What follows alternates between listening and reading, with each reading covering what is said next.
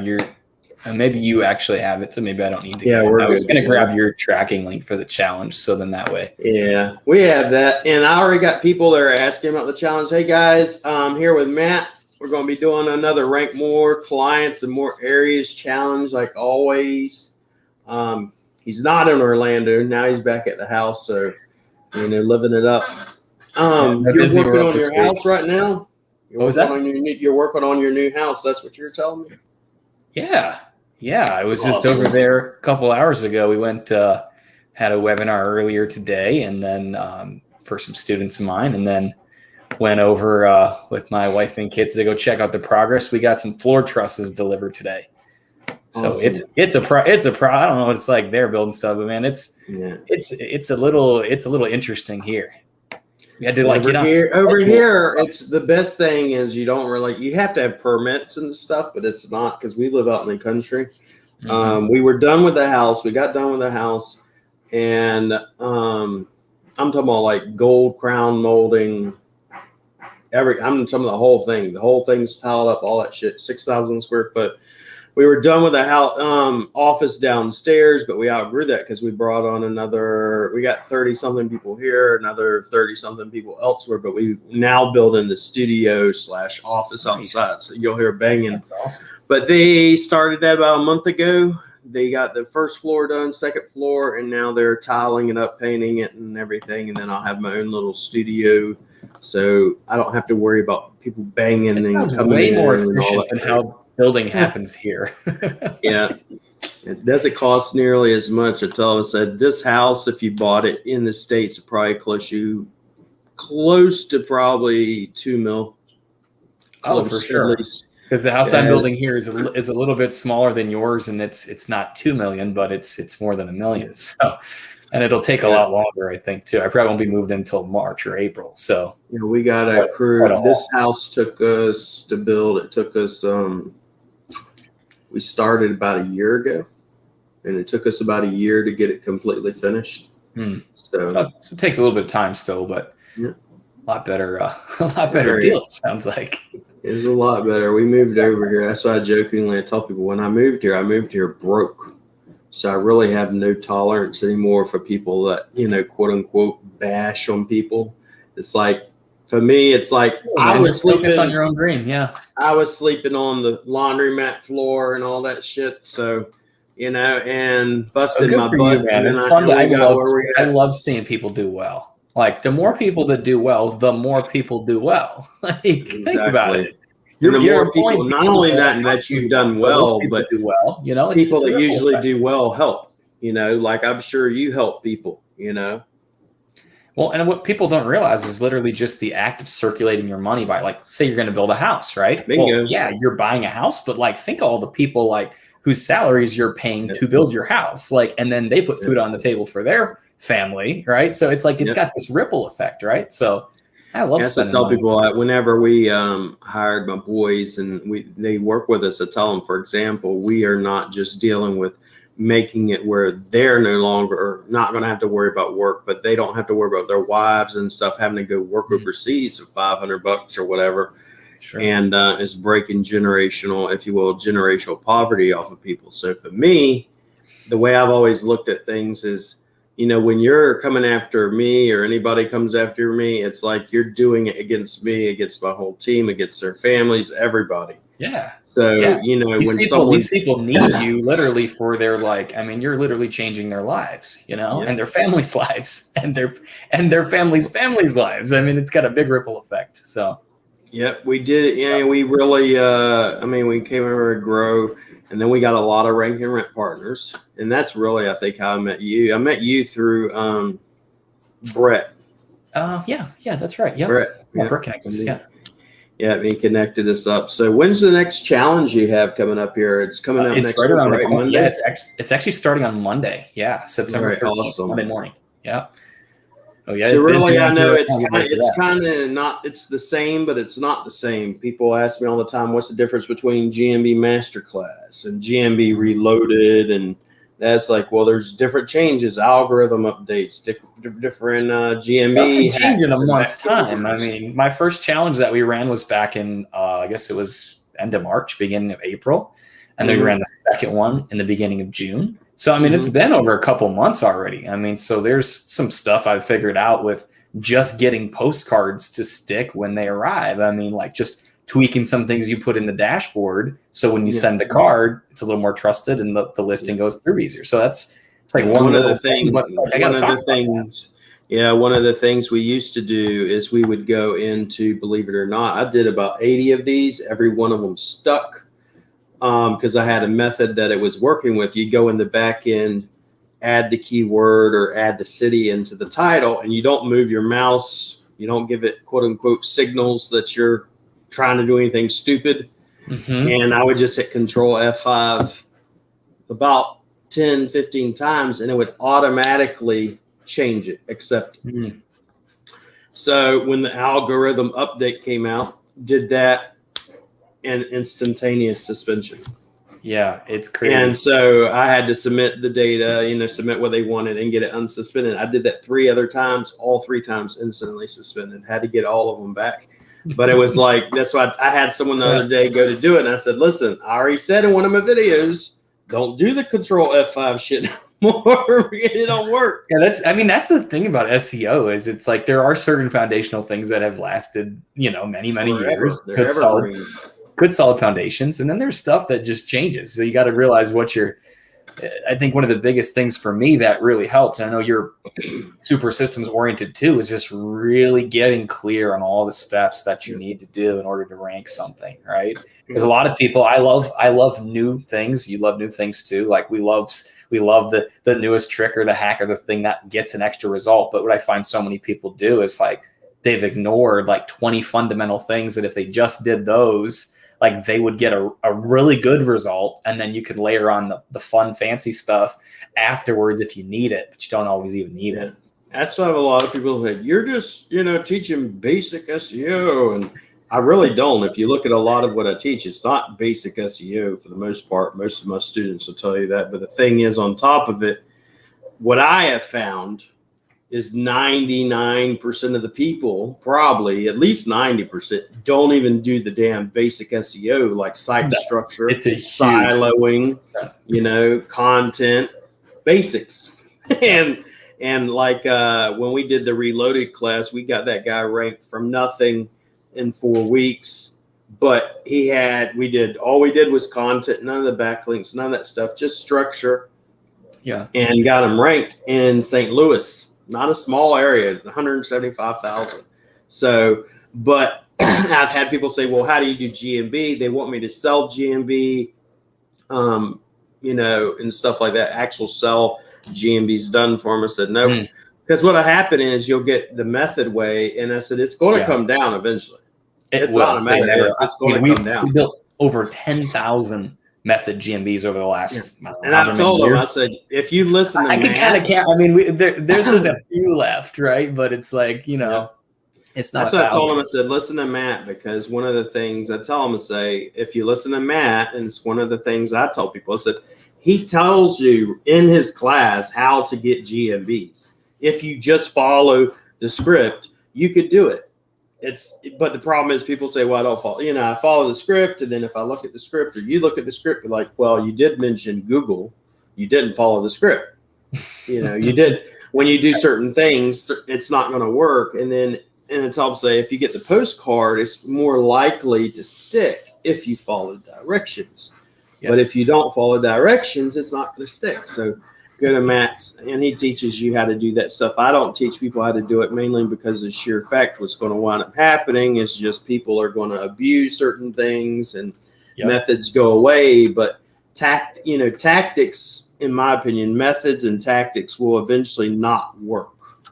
I completely agree. In fact, there are other years I did method GMBs, and like that was the only thing we did. There was like I could probably name at least 10 different variations of GMB methods, right, that we followed over the years. And then I just one day was just kind of like, you know what? I'm tired of playing this cat and mouse game. Like, this is silly, right?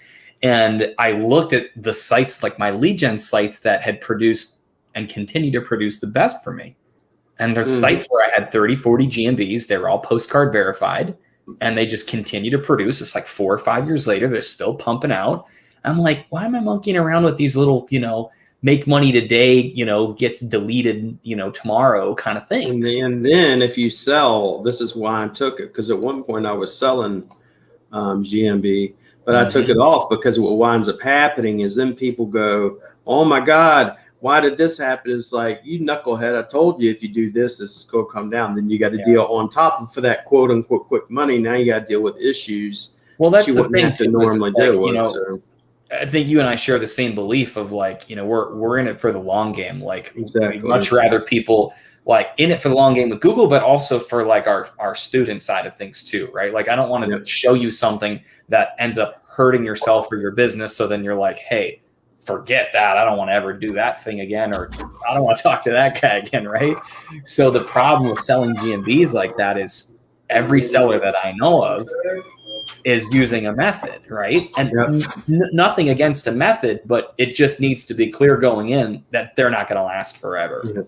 The listings are not going to last forever. So I'm now to the point where I'm like, you know what? I'd much rather empower people to get their own listings. It's not as hard as people think it is. It's all about just putting in the right effort. And there's some efficiencies, scripts, software, templates, things to help you out. But at the end of the day, if you get your own listings, number one, it's just really you have to put in the work, and that's where. Yeah, you got to put in the work to get them. But the nice thing is once you get a listing like that, the likelihood of it going down is so much smaller than. It's not much. It's not much, and then it's just a lot of people don't want to do it, and then you get people that want to 50, 100 of them at a time, and craziness, and it's just for me. It's like even with SEO tactics, gray hat, black hat, a lot of that stuff may work. I've talked to people, for instance, blog commenting at one point was a thing, and then it stopped working, and now it's a thing again. You can ask Craig. Craig Campbell talked about it in one of his lives where he said, it used to not work, and it started working again. There are things like that that'll go away. It's like what's old is new. Yeah. As God says, there's nothing new under the sun. You can claim to be the creator of it, one door, they open like two others. So, there's just so many good things that there's just a lot of opportunities. I think one of the biggest things that when I talk to folks that are striving for more in this business that they miss is they make it too hard for themselves. They don't build in any leverage into their model. And because some of you like listening to this, you might know my story. If you don't, I was a magician. I literally was doing magic shows at parties and events, and I was making good money with it, right? Per se, good money. But I was working. I literally got shingles when I was like 24 and was laid up for weeks because I was literally just working so much, right? I was working for 40 magic shows a month. I was tiring myself out. I was making good money, but like my health at my 20s was going down. You usually have money or you don't have time. And if you have time, you don't have money. It's usually people are giving. And when you're young, you don't realize that time is actually more valuable than money. You think money is more valuable than time, so you'll just do whatever you can to make another buck. And now I'm to the point where I'm more interested in leverage because to me, time is so much more important. So I'm much more interested in things that can save me the time. I'll trade money all day long for time. Right? Yeah. Someone wants to come clean my house. Great. I can spend time with my kids. Right. That's one of the things I think you teach in the boot camp or the challenge is about your time. If I remember one of the sheets that you had, it was basically along the lines of how much does it cost you to do this? And if your time is worth more, then you should be outsourcing this. And that's what a lot of people don't get. It's like if you're worth $100 an hour, and let's say washing your car, whatever, is you pay someone $50. So do you want to spend an hour of your time at $100, or would you rather pay someone $50? Yeah, I know that's a big thing. Even just dealing with clients or anything really in life, like understanding the value that you bring, but also understanding like you're saying, what time is actually costing you. So if you remember in the challenge, I have this worksheet where we calculate out, and it's easy to do. We could calculate it right now. Anybody listening could do this. Take the amount of money that you earned last year. So if you earned $100,000, divide it by the hours that you worked. you're going to be pretty surprised probably at, what your rate might be. Unless you're already doing extremely well, then your rate might be a ton. But even if your rate is, I don't care what your rate is, anybody listening, $20, $50, $100, doesn't matter what your hourly rate is, you're going to find that there's all sorts of things that you're doing, like maybe posting content to your own site that is like not worth your time, right? Yep. Researching links you should be building, that's not worth your time. And the only real way to scale is you gotta free up some time. Like, you can't sit here and try to do everything. I mean, you got a big team of people. I got a big team of people. Like, you don't have to have a big team of people, but if you're a one man or one woman show, you're going to cap out at some level of income because you just can't do everything yourself. Yep. And people actually like paying people. A lot of people just don't like to pay people. I mean, I was my wife's that person. I don't want to pay anybody, right? I'm like, why do I got to pay somebody to do this? I can do this, right? And then I started to realize, it's like, wait a second, you're literally training your clients how to treat you by how you pay other people. So here's the thing, if you don't want to pay somebody, guess what? Well, how are you expecting this client to pay you thousands of dollars a month, right? It's like, wait, like you gotta act that yourself first in order to receive that from somebody else. Just the act of giving a nicer tip at a restaurant, or giving to a charity, or happily paying your bill. Like, that's hard. It was a hard one for me to do too. It's like, even made good money for a lot of years, but like, still the bill would come and be like, oh man, pay this. Like, change that, right, to where you're actually happy to pay somebody. Because when you're happy to pay somebody, well, you set up a different energy for people to actually pay you. It changes in the entire mindset. Like, we went, for instance, we'll bring in people and they'll do work over here. We can do things different. And then we go, we don't have to do this. We go, we're going to feed everybody. And let's say you got 30 something people, they're all doing, we do rice harvesting and stuff like that. And we go, we have goats, cows, stuff like that. Let's go kill a goat. We kill a goat, feed everybody. And the next thing you know, money comes in from other means, clients, whatever, connections. It's not necessarily funds, but it could be all types of things. And I've never given money away and then it don't come back in some way, shape, or form. It happens every time. There was a raffle for my kids' school, and they were selling these tickets. And I told my wife, I said, buy 5,000 worth of tickets. She said, $5,000 worth of tickets? You need to buy? I'm like, $5,000 worth of tickets. Yeah. She didn't listen to me. She bought 1,000 worth of tickets. It's like, okay, whatever. She goes, well, we'll probably just win off of 1,000 anyway. I said, whatever, just buy whatever you want. And so we bought 1,000. It would have been me. I would have been at 5, but we bought $1,000 worth of tickets. Well, guess what? I forget about it. I'm like, I didn't even remember that we gave this money away. And then all of a sudden, she gets this phone call from another good friend of ours whose kids go to the school too. And I can hear her on the phone, and she's like, I won't say she's like screaming, but I'm like, is everything okay? This doesn't quite sound right. She's like, you won. I'm like, won what? And so we won this $10,000 grand prize. I said, I'm not keeping the school's money. So we gave 1,000. We made 10, and I gave the 10 back to the school. And guess what? I had some deals turn up that week. The next week, it's like a week and a half later, and I made like 150 grand. So it was like, it just keeps going. Like, it doesn't matter if and I'm not saying that to just say, oh, wow, Matt gives away so much money. But if you look at it over the years, I've given away a lot of money. And it's like, I guarantee you that's one of the reasons I'm at where I'm at today, right? Because for a lot of years, I didn't give anything, and my income stayed like this, right? Yeah. Now my income just keeps going. That's what I was telling you last time. I said, we literally, I've never been in a place where I don't have to worry about money. I've never been in a place where someone, hey, can I borrow this to go buy this? Go buy it and help people out. And it's a good place to be at. And they'll help other people out instead of just, hey, me. Yeah. And, I was actually talking to my wife. I won't drop it yet, but I was thinking, because you're along the lines of like, you were mentioning Dan Kennedy. Yeah. And I love his stuff. So Dan Kennedy, Russell Brunson, all of them. They're my boys. I love them. Yeah, good guys. But they, one of the things you're talking about is your dream 100. So I'm making a list of that. And I was talking to my wife. I said, I'm not telling anybody, but hey, honey, because I got to ask her, the wife. So I go, I'm thinking about, this is how I play it.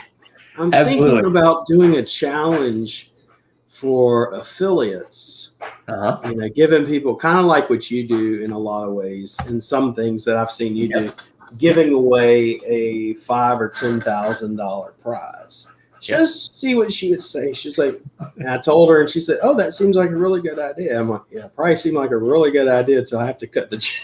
I was gonna say, and then you'll be like, "You saying that? No, don't do that." But yeah, I'm considering doing stuff like that because you give back, but everybody looks at, well, it's a lot of money up front. Not really, because if you get so many more people, that you're blessing and that you can help out. They help you out. It's funny you say that.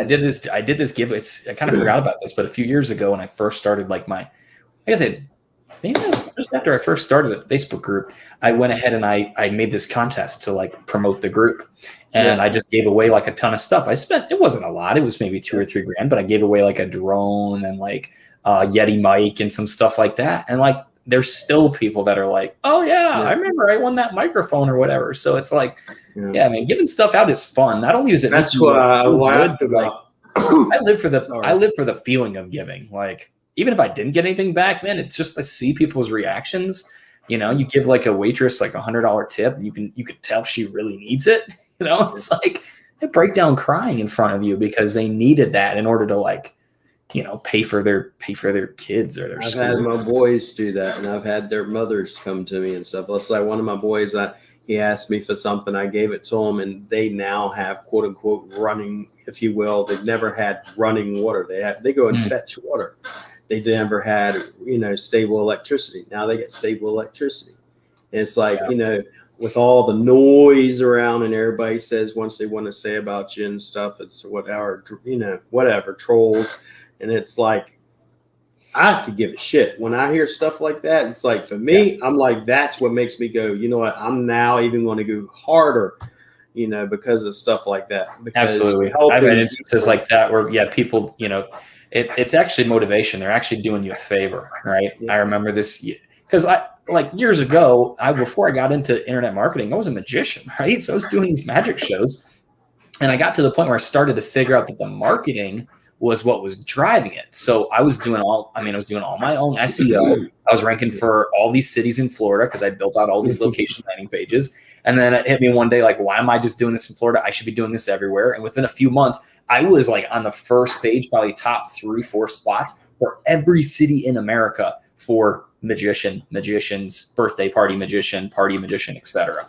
Thousands of leads per month. But there were some magicians that just hated me, right? Because who's this dude from Florida that's ranking ahead of me in Dallas, Texas, and he doesn't even live here, So I took a lot of flack from magicians because some of them just didn't like it. Now, the ones I was giving shows to, and they had more shows than ever before, oh man, they love me. So they even still to this day, even after I sold that business off years ago, there's still these magicians that they're like, hey man, if it wasn't for you, I would probably not still be doing this stuff because I would have just not been able to pay the bills. So yeah, I've had a lot of guys reach out to me about it. It's me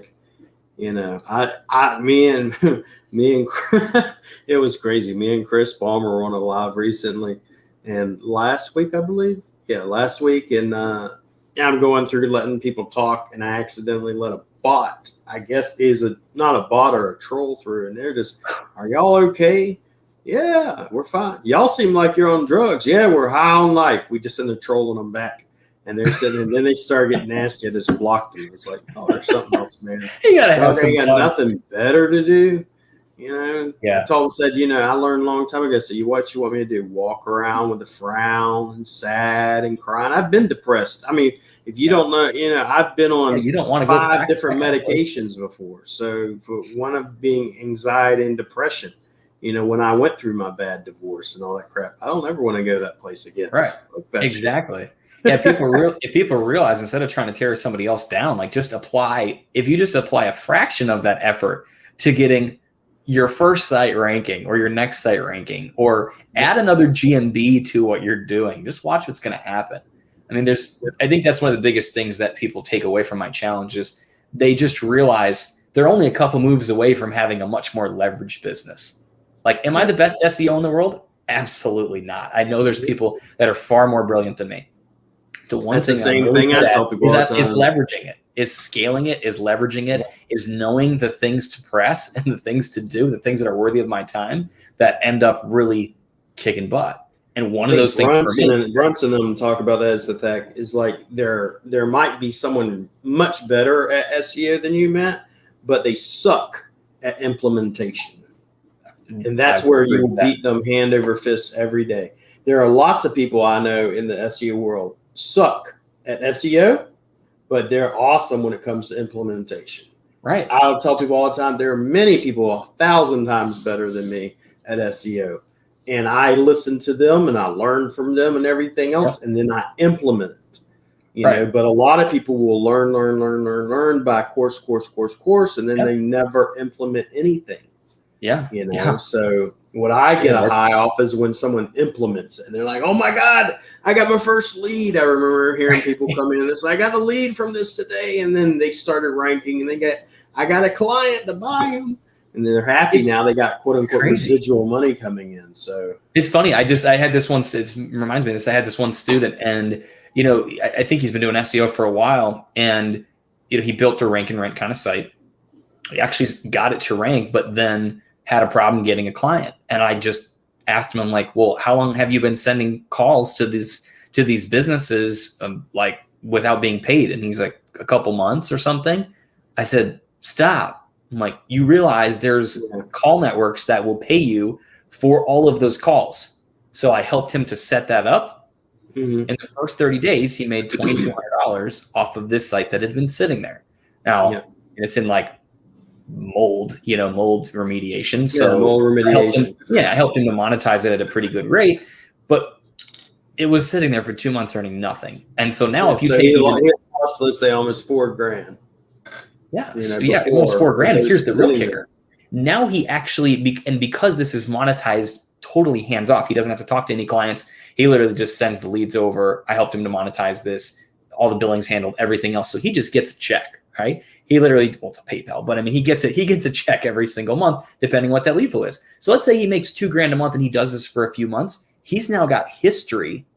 So if he wants to, he probably won't, but if he wants to, he could go sell that site for 20, 30 plus. Yeah, that's the thing. If he does it, let's say for a year, and he turns around and he wants to sell it at a lifetime value, he get, let's say, $50K off of it. Absolutely. So, and I know people that do that. So I'll say, a lot of folks rank them and flip them. Right. So, I mean, here he's got something that's literally worth nothing, and then just plugs in this monetization strategy. And then now he's got a site that, could easily worth, $50K. So, and the bigger thing though is now his eyes have been completely opened up to a different way of operating. So now it's easy. I mean, I think he's already got like 20 other ones in the works now. So have y'all ever, just out of curiosity, have you ever tried using call drops or ringless voicemail? No, that's not something I've ever tried. No, my whole thing is always, I started off, with my own magic show thing, right? Booked all these gigs, got burned out doing all these shows. So started selling leads to other magicians once I expanded the site. Got tired of booking other magicians and not having them not show up at parties. You get a call from a mom, hey, where's the magician? You call the magician, he's still in bed. So I got sick of that, right? So I just decided to sell the leads to this big agency in Canada. And that got me kind of into the rank and rent lead gen kind of world, because I wasn't booking any gigs anymore. I was just sending this guy thousands of leads a month, and he's cutting me PayPal every single week. Did that for a few years and then sold him the site. And by that point, I was already like geeked out about like doing this for consulting deals and putting out more of these things. I kind of tapped that niche out. So I was like, you know what? I want to expand. So I've not gotten into that side of things. My business at this point, it's been this way for quite a few years now, is I rank stuff and I sell leads. That's what I do. I don't rent anything out at a flat rate. It's all per lead, because I generate a lot. That's the difference. It's weird. I was talking to a friend, and there's different models. Pay per lead is probably one of the best models I've seen. So, versus, if you will, a flat rate or whatever. It's like I told him, for one of the weirdest niches anybody ever will get into, which I've done before, and I told you before, is crime scene cleanup. Like crime scene cleanup, or even, let's say, home remodeling, or any niche almost you can think of, like crime scene. If they don't have insurance, the lead's worth $3,000. They'll make $3,000 off of it. If it's government, or if it is covered by insurance, $7,000 to $11,000 per job. So you think I'm going to sell that lead for $50 or $100? No, paper lead. Yeah, paper lead all day. Yeah, paper lead is amazing. I mean, and there's definitely a handful of verticals that are widely covered across the whole, like I'm referring to the US, right? But like widely covered across the US, that there's buyers pretty much everywhere, and they will pay you $50, $100, $200 for a short phone call. Right. Sign me up. That's my jam, right? I have a guy asking a question in here. James, how you doing, James? Do you round robin the calls to multiple businesses, Matt, or do you do a flat rate at the moment, but looking for a way to maximize pay-per lead model using multiple contractors? Great question, James. So let me tell you how I do it, and I might have a follow-up question for you to give you another way to look at this, perhaps. But here's how I handle everything. I do have multiple buyers in different markets, but the way I handle everything is we have contracts that state how much a lead is going to be bought for and the duration that constitutes that lead. So let me give you an example. Let's say I have a water damage company and they're willing to pay $200 for a 60-second phone call. All right. So what you're going to find is the big boys, if you will, the people with huge budgets, all buy on duration. They're buying from lots of other sources, and they'll gladly buy from you or another source, right? They're happy to buy more leads. They always want more leads. So we sell on a duration. So the way we work is, if I have an area where I've got more than one buyer, and I work with a lot of national franchises, regional chains and stuff too, and local folks. But what I'll do is I'll go ahead and I'll have different buyers. So one buyer might pay $200 for a 60-second call, but I might have somebody else that pays $220 for a 90-second call. Then I might have somebody that pays $130 for a 60-second call. So I'm going to get all these different folks, but what's going to happen is sometimes they'll reach budget caps. Sometimes they'll have a lot of work. They'll reduce their bid down. They move these around, or they'll ask to move these around. And so what'll happen is I'm using software that will go ahead and ping all of my buyers at once. And then whoever has the best bid in that moment for that area, and I have unique tracking numbers for every single one of my GMBs, and I hard code the zip code into each one of those. So now I know where that's coming from. And what happens then is every single call gets maximized in that moment. So I am selling exclusive leads. Most of the businesses that I deal with do not want to have the same lead sold to somebody else. So they'll pay a nice fee for an exclusive lead, but I only send it to that one particular business. And then, if another call comes in later today and somebody else's bid is higher, then it'll route to them. So it's a way to maximize things. And if somebody's not getting the volume that they want of leads, it's not a fault on you at that point. You can say, look, the reason you're not getting more leads is because these other water damage businesses are actually paying, they're actually bidding about $50 more per call than you are. So if you want to bump your lead flow up, you really are going to have to bump your bid up, because quite frankly, that's what people are paying for these calls. So it's not a problem. It's not a problem of you. It's, hey, the market speaks. This is what people are willing to pay. So if you want more calls, that's going to be where you're going to need to be at in order to get more calls. So that's the way I work things. So I don't sell the same lead to multiple folks, but I do kind of compete the businesses against each other and sell to the highest one in that moment when the call comes in. Hopefully that answers your question, James. Yeah, if not, James, certainly follow up and I can give you some more clarity on that. Marco, that is a fact. Misery loves company. If people are always bashing and trolling somebody, I can almost 110% guarantee they are some miserable people. So, absolutely. Yeah. I've never seen, I'll put it this way, I've never seen a positive person bash somebody else. Never. Not worth the time. It's not worth it. It takes too much energy. So if you got any more questions, guys, just drop them in here. What time is the challenge on Monday? Is it at night or mornings or afternoons? Yeah, so it's going to run Monday to Friday, so September 13th to 17th. And we start, so it's really two options. You can come as a general admission, which goes from 11 a.m. Central to 12 noon Central, or you can get a VIP ticket. So the VIP ticket is 30 minutes pregame, 30 minutes postgame. So I mean, you get 30 minutes extra in the beginning, 30 minutes extra at the end. So what is that 30 minutes extra? I know, but for them, what does the 30 extra minutes get you? Yeah. So think of it this way. That pregame and postgame is not like the actual challenge. We have a training topic every single day. And you guys checked out the challenge page or willing to post a link to it, you'll see what the whole agenda is for the 5 days. It's very defined. But the 30 minutes before and after is for high-level coaching and strategy. So you realize not everybody's going to buy a VIP ticket, so it's going to be a little more exclusive group. So with that comes the ability to ask your questions. The challenge itself is an hour each day, and there's a private Facebook group for the challenge, so you can get questions answered in there. But you'll get live interaction, networking with the other VIPs, and quite frankly, just the energy of hanging around other people that are willing to pay a little bit more for a little bit better experience is very, very worth it. Like we were talking about Dan Kennedy earlier. I paid a lot of money to get a little behind the scenes tour of Disney World with Dan Kennedy. And it was a small little group. But here's the thing. Everybody was too shy to ask him a question. So I asked Dan Kennedy questions for 4 hours. I would have had to pay 25 grand for that. I didn't pay 25 grand for that. So my point is like just being able to hear other people's questions, really valuable, make you think of things that you didn't think of. And of course, if you have questions like, James, hey, how do I maximize this with my client or whatever? I'm known to go over usually the second half. I shouldn't say this, but usually the second half of the Q&A. Sometimes it goes an hour or more because people are like, after the training, especially, they're so fired up that they're like, hey, Matt, what about this? Or I got this site or this client, or what can I do here? What would you do if you were in my shoes?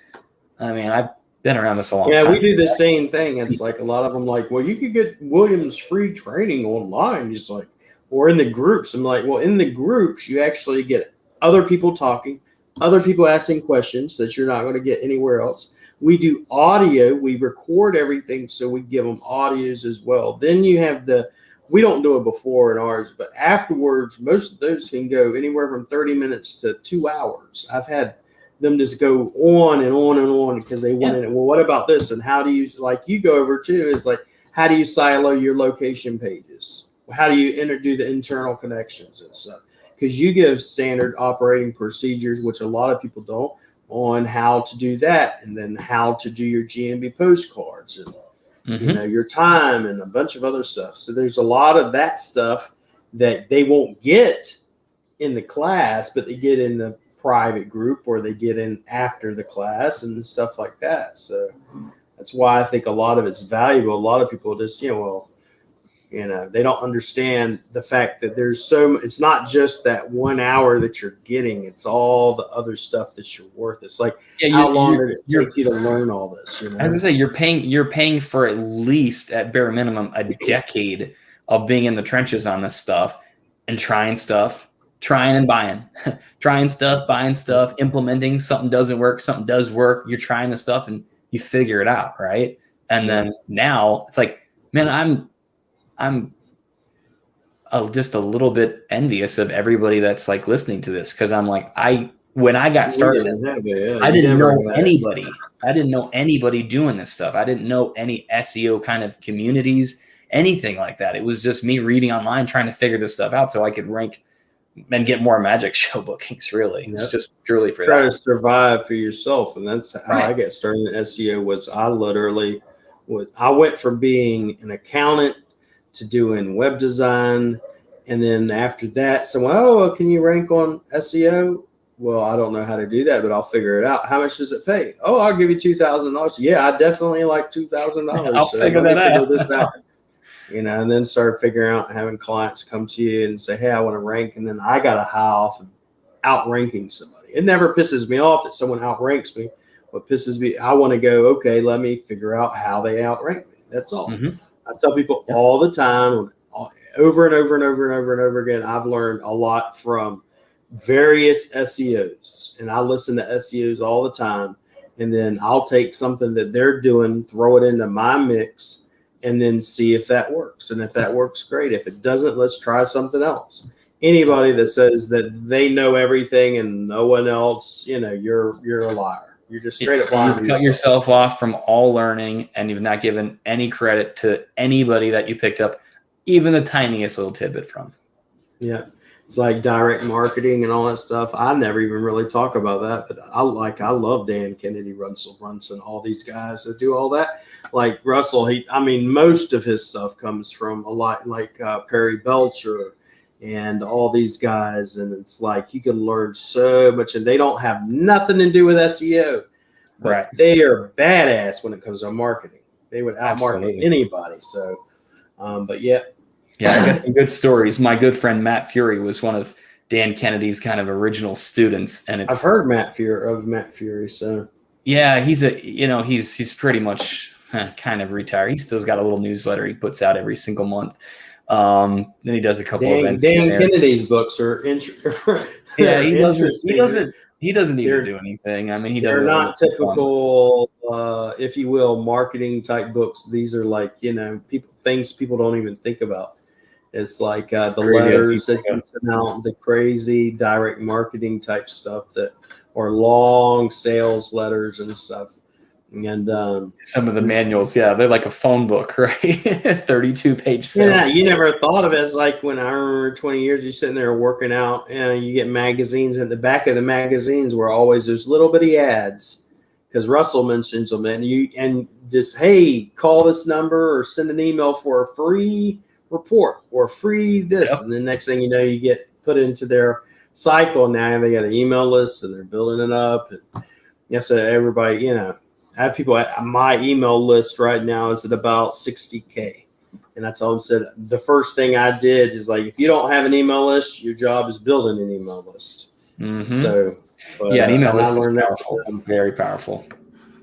Well, let's see. I see James asked a question here. He said, awesome answer. Thanks. What software are you using to route the calls? James, I use something called Ringba, Ringba. It's going to be overkill for most people. I don't know what stage you're at in all this stuff, but Ringba is just really, it is not user-friendly. It is very, very in-depth in terms of the capabilities, but it's really designed for you to be able to bring in your own buyers and to sell to them. You can sell on a flat rate basis just for a call connected, but it's typically made for duration-based billing. So, and it doesn't do any billing itself. It's literally just probably the most advanced software that you're going to find for call routing. So, I do get a lot of people asking it's a programmatic type thing. I mean, you're hitting the buyer's APIs and or setting people up for different pricing based on different durations, different zip codes. I wouldn't, as much as I love the tool, I'm not going to really recommend that you probably get into it. It's not very user friendly. No, it's got some more. For most people, they really don't need anything like that. I mean, I'm using it specifically too because I'm actually running a call network. So one of my businesses, it's called Leads Fund. I actually have a call network where I deal in all these big buyers. I have contracts with them, and for SEOs that don't want to sit there and try to get in the door.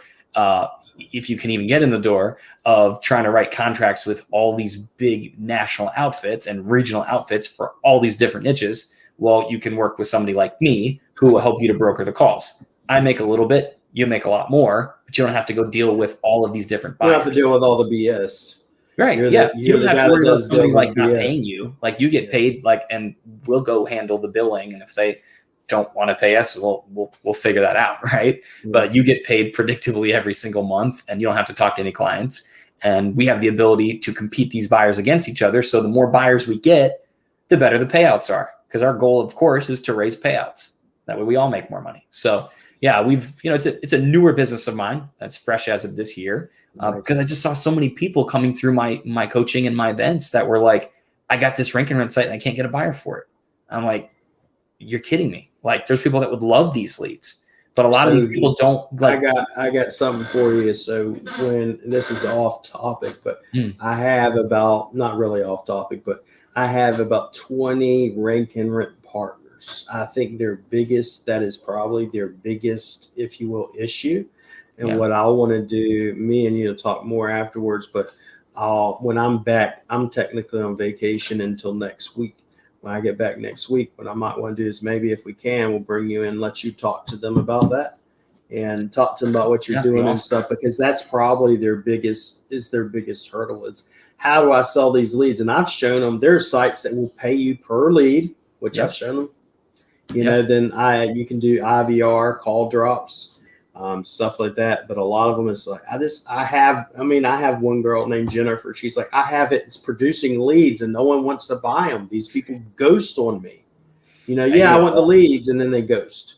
I want the leads and then they ghost. Or, you know, when it comes time to pay, they don't want to pay. So I think, you know, well, and that's the problem too. Sometimes people set things up with like a free trial to get a foot in the door, but a lot of times these businesses, and I don't know if it's partially just how people are positioned or if it's because they're individuals, and some businesses, thankfully not all businesses, but some businesses I think just won't take individuals seriously sometimes.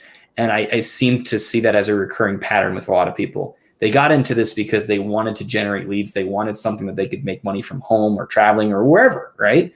And they didn't get into it to necessarily be in sales and to work that angle or that side of things. But somewhere along the lines, some kind of sale has to be made in order for this to produce. So whether it's somebody like me making the sale for them or them going out calling all these businesses, hoping they're going to get somebody that's going to take them serious, it kind of helps to have somebody in your corner that's been around and isn't shy to talk to people, is not shy to ask for money, is not going to be pushed around, right? Because I mean, how people say, "Oh yeah, absolutely, yeah, we'll buy leads and we're going to pay net 60." No, you'd like to pay net 60, but no.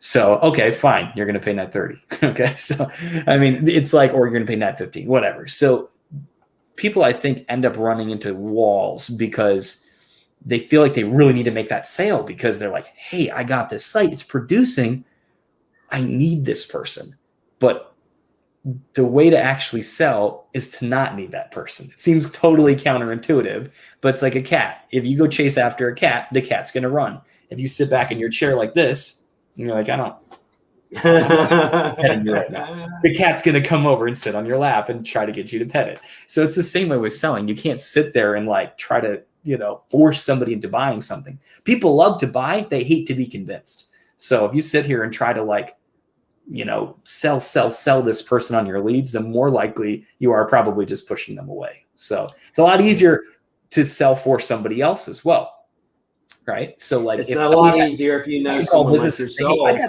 I know about this thing for you over here. That's going to sound a lot better than I have this thing. Right? They can resist that a lot more than me telling them about something else as a third party. And you also, I mean, the very fact that you're telling me you're listening and kind of been trained and mentored by Dan Kennedy, I wouldn't even ask any other questions to me. As I know who he hangs around. I know what he's like. So I'd get instantaneously, you could sell my leads. Because it's like I've had a lot of people will get stuff ranked and they're like, well, the leads aren't coming in. Okay, well, what's your hook? What's your story? What's your offer? Because what's going to separate you from every other plumber in your entire city? And a lot of people, that goes in one ear, out the other. They don't understand that. It's like, okay, are you a veteran? Do you do emergency? Do they do emergency? What's the difference? How's your copy written on the website? Stuff like that. What's your, forms? I got one student. That's totally the angle he took. It's great you brought that up because he totally just took the plumbing niche and he just put the emergency angle on it. That's all he did. So like all the calls he gets are emergency related calls. He didn't get all the other stuff, but the plumbers love those kind of calls because they can bill them for better rates and more. Other kind of companies want those. So yeah, he does phenomenal with that. Just same thing with, let's say, emergency tree removal. Instead of just regular tree removal, emergency tree removal. And then you can even niche down further. Like it's going to fall on the house. That's the guy you're calling. You got another niche you can niche down even further, not just emergency tree removal, but storm tree removal, then you can get into, you can also, on top of that, now I can start working with, let's say, a roofer that has to do a roof repair because of, a tree falling down. And now I can get a, if you will, percentage or whatever. You can't say certain terms for giving them that lead, or I can be paid for that lead, not a kickback, but I can be paid for that lead as well. So there's all types of angles you can take instead of just going, if you will, creating blue oceans. I'm pretty sure you've read that book, How to Create a Blue Ocean Instead of a Red Ocean. So yeah, I think one of the most creative strategies that I've seen like my students actually come up with is looking at, like, for example, I get this question every time I run a challenge. Well, Matt, can this work for realtors? Can this work for real estate? I'm like, well, it can, but realize you're competing against some mega real estate sites. So I said, just do what a couple of my students have done. Go rank for mortgages. It's easy to rank for mortgages locally. These mortgage brokers aren't doing anything. So go rank for mortgages. Super easy to get mortgage leads via your GMBs, local SEO. Go get those. And then now all you have to do is just tell your realtor, look, I have all these mortgage leads. Okay. So all you need to do is just go feed these to mortgage brokers and tell them that for every X amount of leads they send you, that they need to reciprocate with a new buyer lead. So giving you 5 mortgage leads, you need to bring somebody that I don't know already that wants to buy a house. And then you need to bring other people besides just the ones I'm sending you that need a realtor and bring them to me. So it's like you can do something like that and you don't even have to rank in your niche. You can figure out ways to take your leads and add value to somebody else and let them be a referral source to you. So it's like, it's just being able to like see around those corners and to see things that you may not have always seen. And I think that's one of the most valuable things of being able to hang around other people that are really doing stuff. Like one of my mentors, for example, I pay him a lot of money. I mean, I paid him like $18,000 for some coaching. What? $18,000 for some coaching. Not like we don't get to go like hang out all day or all month. This is just for some coaching, right? But like the stuff you showed me has made me like at this point over $500,000 off of the 18K. So those little things that somebody else can see that you can't, those are the things that when you that's generally why you want to hiring a coach. We're going to generally hire a coach because they can look at things from a different angle. And, and I have a couple as well where I literally ask them, what do I do about this? I've never had this problem before. Or, how do I deal with this type of client? Or how do I deal with this situation? And they'll be able to help you without, if you're too, if you will, a lot of times too involved in a situation or something, you might not be able to see it because it's literally right there in front of your face and you look at it every day. So have one person asking, Mark who's saying, quick question, domains wouldn't be EMD, right? Exact, match domain. Yeah. So Marco, let me just tell you my approach to how I set up sites. So I do things maybe a little bit different than some. I think William will probably agree with my approach here, and that's this. I'm big, and this is one of the things I show in the challenge, is I show what I call multi-location SEO. And you can do an exact match domain and try to just rank for that keyword in that city, but I personally think that's short-sighted. I personally think that is not a leveraged approach. In fact, most of my students have come from other trainings, like the typical, the typical EMD rank and rent kind of training where it's just like, just pick the keyword and the niche and the domain and that's all you need, which is fine. You can get results with that. But here's the problem. Once you've actually created some relevance for your specific niche and or for your area, it's actually much easier to go rank for another nearby city. So why limit yourself to just a single city in your domain? So what I like to do is I like to just get part of my keyword in my domain. So like if my niche is water damage restoration, my domain might be like waterdamagenow.com or waterdamagerestorationnow.com, something like that. Yep. So I get part of my keyword in the domain, and that leaves me completely open to have as many different location pages as I want after that slash at the end of my domain. So if I target a market and I do really well, great, I can expand and do even more cities. Or I can say, you know what, I'm kicking butt in this metro. Why don't I add another one? And what I have found is that every time you add locations, those locations you add will rank faster than your first locations or the locations that came just before it. So I have some sites, 30, 40 GMBs on a single site. And this might sound like outrageous, but it is the truth. I have sites with 30 to 40 GMBs on them in like a 4 to 5 county area, and they will produce on the low end about 800 leads per month just in that little region site. My highest has been 3,000 leads in 1 month from one of those sites. So why? I haven't even touched some of these sites in 4 years. Why do they continue to just pull that many leads? Well, I created relevance for that niche, and then as I've added on all these GMBs, they don't need as much oomph. They don't need as much link building and as much effort because they're borrowing already from what I have created there. The other nice thing is every single one of those GMBs is like a little bit of traffic dripping in too, right? Because real people are hitting these things.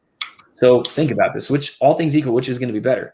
A GMB that's got 30 to 40 times the traffic, actually a site that's got 30 to 40 times the traffic and brand signals and searches and everything, or a website that has 1 GMB, right? You don't have to put 30 or 40 on a site, but my point is the more you add, the more leverage it is and the less work you have to do for each additional location.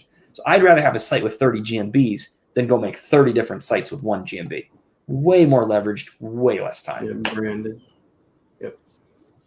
Yep. So we generally do is we tell people the same along the same lines that you do. It's like if you have 1 GMB and you're only going after one area, then just do 1 GMB, 1 website. Now, if I have 1 website and it wants, to keep spreading and spreading and spreading, multiple GMBs, multiple location pages, stuff like that. But we teach. It's very similar to what we're talking about as well. Yeah, I was going to say, I think we've got different experiences that have led us to where we're at. But I definitely feel we've got some agreement and a little overlap in terms of this depends on the situation, but for the most part, absolutely, and more because you'll get more phone calls and everything else in brand, and it's like even with what I'm doing online, I've noticed if you go on my searches and stuff lately, it's like just let people searching, let's say just Rank Fortress or William Jones SEO. It's insane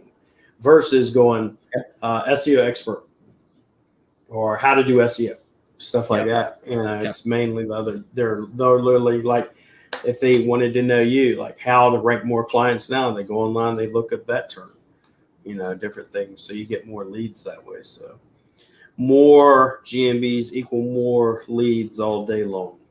Absolutely. So I always tell people that it's amazing. Some people think GMBs are just so expensive and so difficult to get, but I'm like, if you can get that part figured out and get real GMBs, real postcards, put in that effort, have somebody help you to put in that effort to get those, you're going to be even if you did nothing to optimize them, I mean, I wouldn't do that. It would be silly to have a GMB and not to optimize it, but realize that even just the way the algorithm works now based on proximity, that listing is still going to show to somebody somewhere. Might be a small area, might not be number 1, but you're going to exist. So my analogy always is, okay, if we're going fishing and this guy over here puts 1 line in the water, and you and I go fishing, we put 50 lines in the water, who's catching more fish? I don't care what he baits the hook with or how well he does with it. We could have 50 really crappy poles. We're going to catch more fish. So me and my boy Donald, we used to go fishing off of Nassau Sound area down in Jacksonville. And I remember you go to the bridge. It's George Crady Bridge, I believe, off in Jacksonville. Is it the big bridge? I say big bridge. I mean, is that big the one bridge going over, and then basically you have the Nassau Sound area in here. I've driven it a few times. And it's a more affluent area once you get across there. But right there, you go as you're going on the bridge, it says limit. Limit's supposed to be 3 poles per person. And me and him would come out there with 20 freaking poles. And be like, we'd start at this end and go all the way down 1, 2, 3, 4. And we'd literally, me and him, I remember we'd go out there and we'd leave, white, what whiting is. You're from Florida, whiting boy and whiting fish or, whatever, grouper, Mm-hmm. not grouper, but red drum, black drum, stuff like that. Mm-hmm. We'd wind up catching whiting. You can keep as much as you want. And we'd literally walk out with like 120 of those every time. And especially when they're running, and then we'd limit out because we had multiple pulls versus someone that's got one person. The only problem with having multiple pulls, you got to be skilled at actually catching them, snagging them, bring them in. That's where I think it's kind of like, why would someone pay you? You're really good at catching, not just, if you will, getting the leads. You're good at actually selling them, collecting it, and dealing with the hassle of that part too. So it's not everybody just, I'll just get a bunch of leads. Yeah, well, it's not just that simple. You got to sell the lead, maintain the lead. Then you get a ton of leads, and people are like, well, some of these are spam. How do I deal with that? Right. Because you'll get people that they'll want to pay you, but then they want to pick and choose and say, well, some of these are spam and some of them aren't. So which is why I love selling on duration, because it completely takes that out of it. And you can tell the people, look, and usually if they're a buyer already, they already know this, but you've got 60 seconds or 90 seconds in order to qualify this. Well, then your staff or your receptionist better have a script. They better know what they're doing so they can identify if it's a worthwhile call or not. So, but it takes you having to listen to calls, and you see people, they like sitting there listening to all the calls. And I'm like, well, at the beginning to listen to the calls to see if they're real people, that's one thing. But once something's already producing, don't sit there and listen to the calls. No, you don't need to. Sell on duration. It's a lot easier, right? It's just so much easier. Sometimes the client will win on one, sometimes they won't, but like they'll factor that in if they're a savvy enough buyer.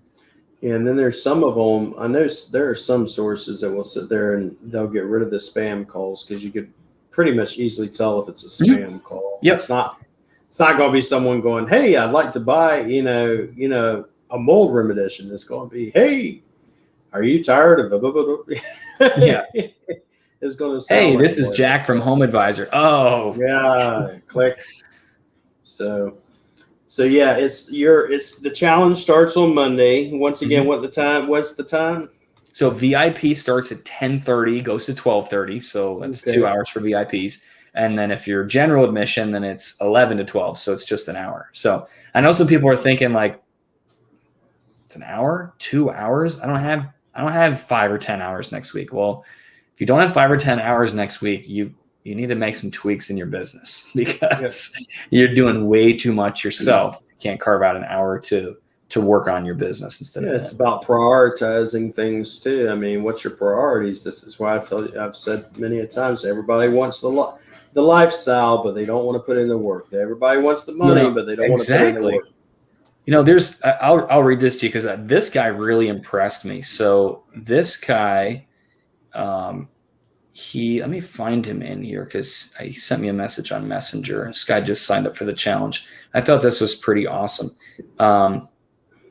He actually owned a business and ended up selling it to pursue a passion. He wanted to actually coach high school football. So he says, I moved 2.5 hours from home, became a head varsity football coach for the local high school. I work for a restoration company here in reduced capacity, but I want to replace my income so I can focus on coaching and marketing. So that's the plan.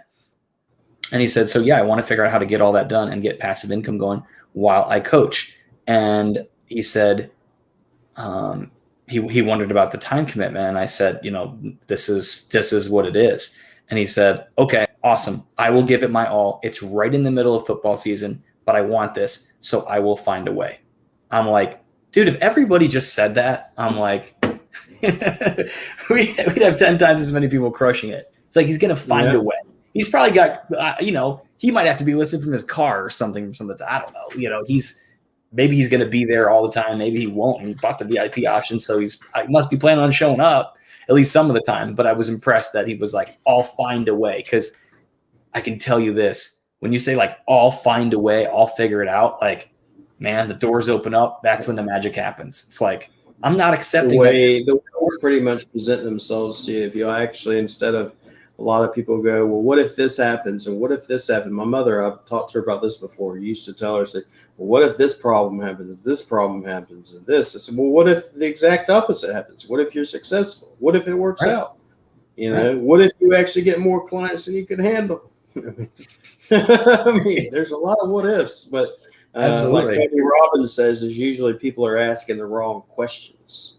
Start asking Absolutely. the right questions, and you'll see And your there's a good life. book called What is Up? And Mhm. basically like it's exactly what you're saying. It's like what if it all What worked is, out? yeah. What if you got more clients? What if you actually started making money with this? What if it just worked? And Yeah. it can, but you gotta at least entertain that thought first. Yeah, you gotta at least. It's like once you start looking for, if you will, looking for the good, then you'll start seeing more good or more opportunities and stuff like that versus seeing the bad and everything. So, Yeah, well, as usual, it's absolutely. been great with you, Matt. Oh I'm yeah, gonna it's a the blast. Thanks links for having the me. link the links in the description. I've posted in the group. I'm going to send it out to my mailing list as well for the replay. And once I get back next week, I'll message you as well, so that way you can come in and talk to my rank and rent partners about that service that you're offering too, because that'd be Yeah, really good I for would love them, to I help them believe. out. I mean, that's really one of the most fulfilling things that I've seen is there's probably been at this point probably about 400 people that have come through the challenge on the last 2 rounds total. And Mhm. I have to say, the folks that I've seen that have come in having what I'd call kind of a broken business, meaning they have something, but it's not monetized, or they have a client, but the client's not paying them very much, or they have the ability to have more clients, but they're blocking themselves some way from it. And when I can, that's what's cool. Like, we're not in their business all day long, so we Yeah. don't see it the way they see it. So when we can take a look at it and be like, wow, this is a problem for you? Really? Like, all you need to do is just make these 2 moves right here and you don't have a problem anymore.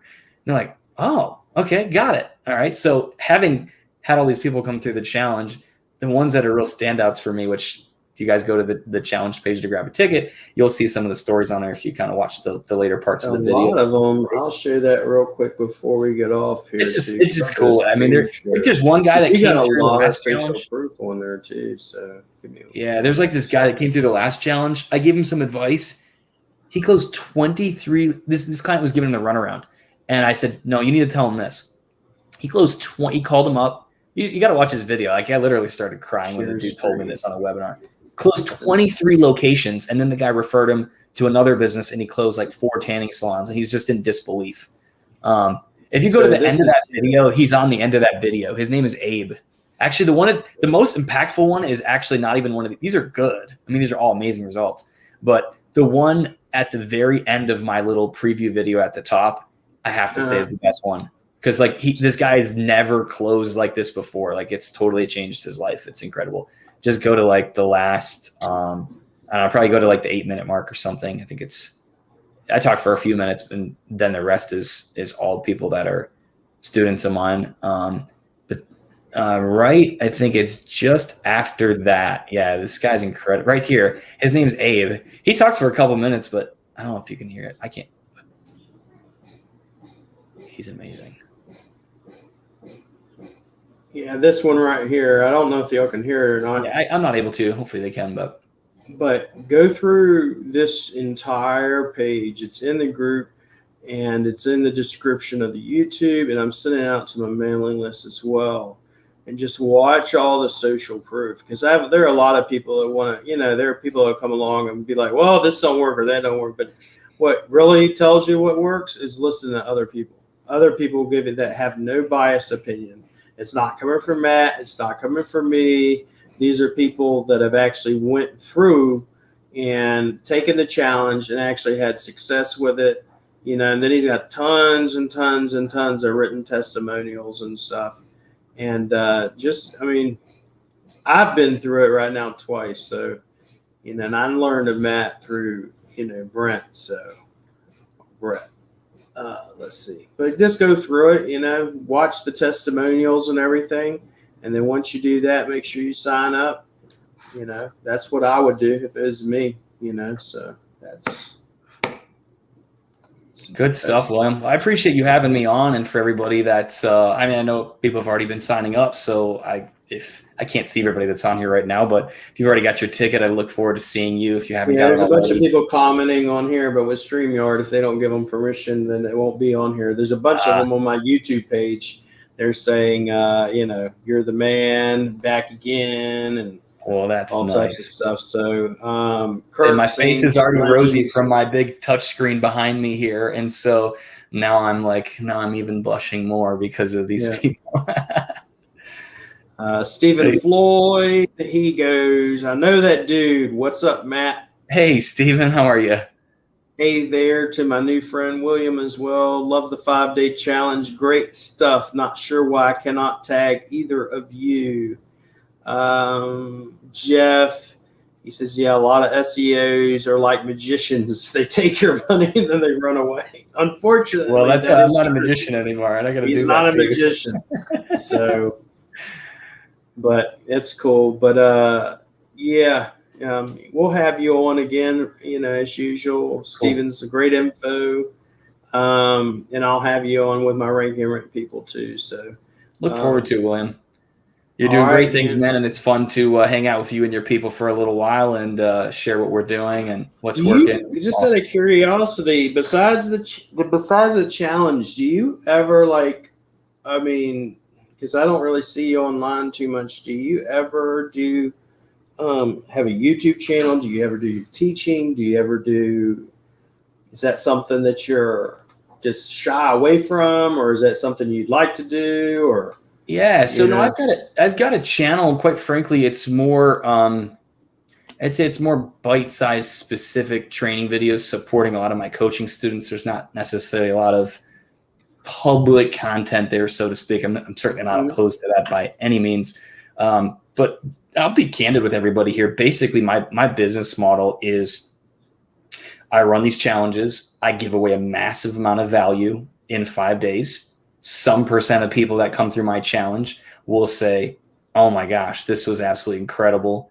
Like, I've either made them money in the 5 days or opened their eyes up to what's possible or helped them have a breakthrough. And they go, okay, wow, if I got this much value in 5 days, I'm in. I want more. Yeah. And people can, it's not some pitch fest, and because you've been through it. It's not, I don't sit there and sell you something every single day. I don't actually, there's actually nothing you can buy right on the challenge all 5 days. There's literally no buy button. There's nothing to buy. I open up an application for people that want to coach with me, and I will select a small group of people that are accepted to coach with me later in that week, but you're not obligated to. And quite frankly, even if you apply, doesn't mean that you're even going to get in. Get accepted. Right, exactly. So it's not a fit for anyway. So if it is, then we'll talk about it. But if it's not, then it's no big deal. So when you look at that is my model, though. I have the challenge, I have coaching, and most of my week, aside from my own call network and lead generation activity, because I got my own sites that are kicking butt. So I mean, if I don't have to do the training stuff if I don't want to, but I love training. I love seeing people get wins from stuff. That fuels me a lot more than just getting a check from my lead gen sites, because it's kind of that's kind of boring at this point. It's nice, but it's boring. It's not like it's going to do anything. It's not like it's going to make me feel any better. Some of you might realize this, but you'll get to a point, if you're not there already, you'll get to a point where money just doesn't motivate you the same way as it did before. Not the motivating factor. Yeah. I remember once you get to a point where you're super comfortable and you can take care of other people and your family and help everybody out, it's kind of like I said with the whole school thing. I'm like, give the school $5,000. I'm like, whether you give them 1,000 or you give them 5, it means no different to me. I'm not going to feel any different at the end of the day. I'll feel actually better if we give them 5 because it's a better gift, but it's not gonna make any difference if my bank account has $4,000 less in it for that week. No difference whatsoever. So I'm more at the point where I'm interested in fulfillment. I'm interested in playing to my strengths. I'm not gonna say I'm the best teacher ever, but a lot of my students love the way I teach. They love the way I break things down. They love the systems and the strategies, the software and the tools that I provide them to in order to help scale this stuff. And so that's my model. We've got challenges, we've got coaching, we've got software. Lionel Yates. You'll see some other stuff from me too, but I spend a lot of my time doing that. So Lionel Yates, I think he purchased it before. I've seen him in my group. I know he's in my group, but we'll be purchasing tomorrow so he can add the other $100 for VIP. Yes, sir. Good stuff. Looking forward to having you. It'll be a good time. But yeah, I'm just curious. I'm always curious what different people are doing and stuff because there's some people online, some people aren't. I think Merck is actually, he reached out to me, Merck, and he says, "Yeah, you work with Matt. I've seen you with Matt." I'm like, Merck. Herc Magnus. Yeah. I said, "You are, I'm trying to," and then I figured out, I said, "Oh yeah, you're pretty much the local guy raking rent." He's like, "Yeah," he's like, he doesn't do a whole lot anymore because he's so busy, but I've tried to get on the phone with him before, but he's just so freaking busy. It's like he's got a lot on his plate for sure. Yeah, I mean, quite frankly, too, at this point, like I've got three children, 6, 4, and 2, and like 3 children. I'll here, be candid. I don't work all day. I mean, there'll be some days where you don't actually work all day? Yeah, some people are like, "Oh man, you just have." Why would you ever not want to do that? Right? Don't you want to work all day? Surely there's some virtue in that. No, I mean, I'll admit happily that like there's some days where I'll coach my students for a couple hours and I'll take the rest of the day off and we'll go on a little day trip somewhere or go go to the park, go do something fun. Like we went check out the house this afternoon, went out, got some pizza at this fun local place, and came back here and played for a little bit, played outside, and I got to come on here with you, have some fun. So yeah, there's a lot more to life than that. I mean, that's to me, like if I'm in anybody's shoe, everybody's in a different spot watching this, right? Some of you you're already to the point where you don't need to work. Some of you are like, you need to make this work or else, right? So everybody's in a different spot. And I get it because I've been in that whole, like you, William, I've been in that whole continuum. I know what it's like to be like, have no money and be worried about how you're going to pay for your next meal or bill or whatever. And on the other end of the continuum, it's like, I know what it's like to be able to write a check to buy basically whatever you want and be able to take care of people and travel and do anything that you could want to do. And no matter where somebody is at in there, you have to just decide what it is that is your next, like, what are you striving for? Is it money? Is it more time? Is it just getting enough money coming in passively so you don't have to like grind away at some job all the time? Or is it like getting, buying back your time? I find a lot of people, especially those little bit older, seem to understand, it's like when you're younger, like when you're super young, you don't care about this. You think you're going to live forever and it doesn't matter to you. It seems like as you get older, as you get a family or things like this, you start having different realizations. And one of those is like, wow, like I got to change how I'm doing some stuff here, or I'm either going to be working forever, or I'm like, life is going to pass me by and I'm going to miss a lot of those moments with my kids and my, family and everything else. And so I think to kind of close this out, one of the things that I think is the best thing ever about this business is it is the most leverageable business that I have seen. It doesn't take a lot of capital in order to really make something happen. And you can operate it from anywhere. And if you set it up in the right way with systems and others to help you, you do not have to work all day and you can go have a lot of fun and still make money. And that last factor is really motivating for me. I love that. Nice. It's the same here. Freedom. So was that Braveheart, part where he's got any last words to say, it's freedom.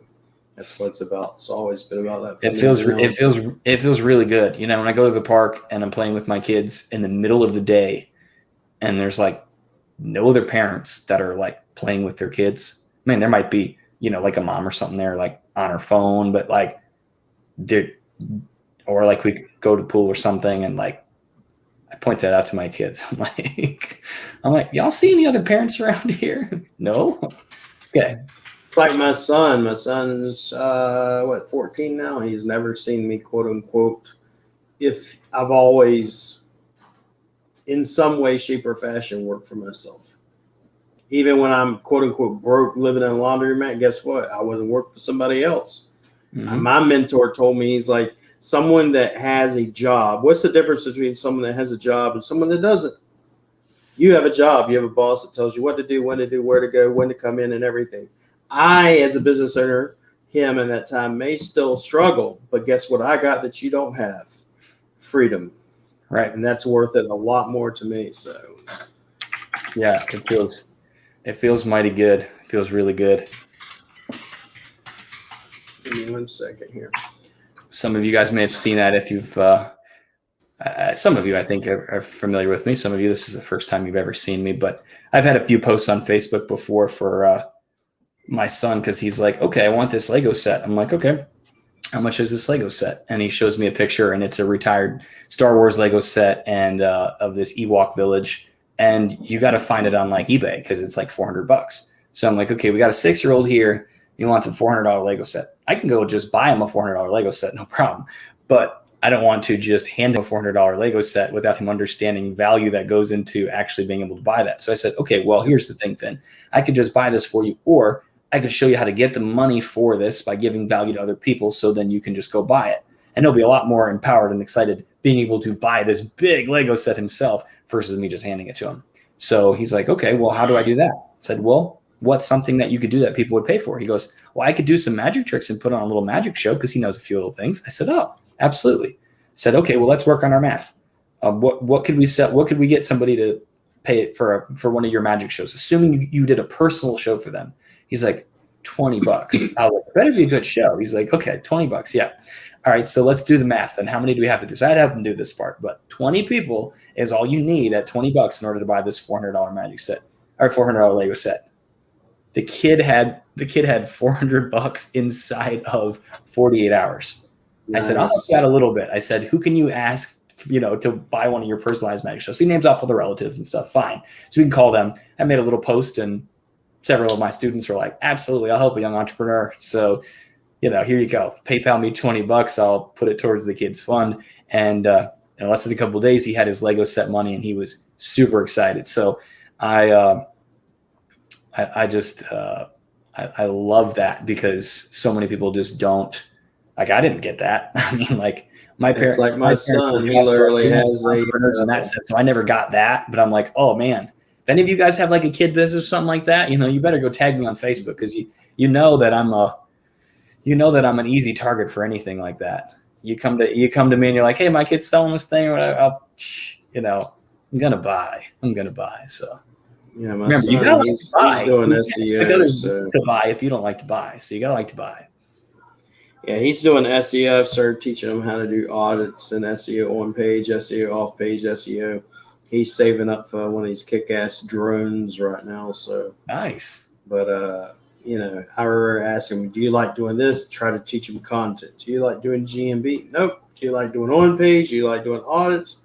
Finally found something he likes. Now he tells me SEO is easy. And I'm like, really? It's easy, huh? He's like, yeah, what he means is it's just doing, which is true. If he knows this about anything about life, is doing little things over and over and over and over and over and over again, and they add up to something big. And that's going to take him a long ways, not just in SEO, but just in life. So, yeah.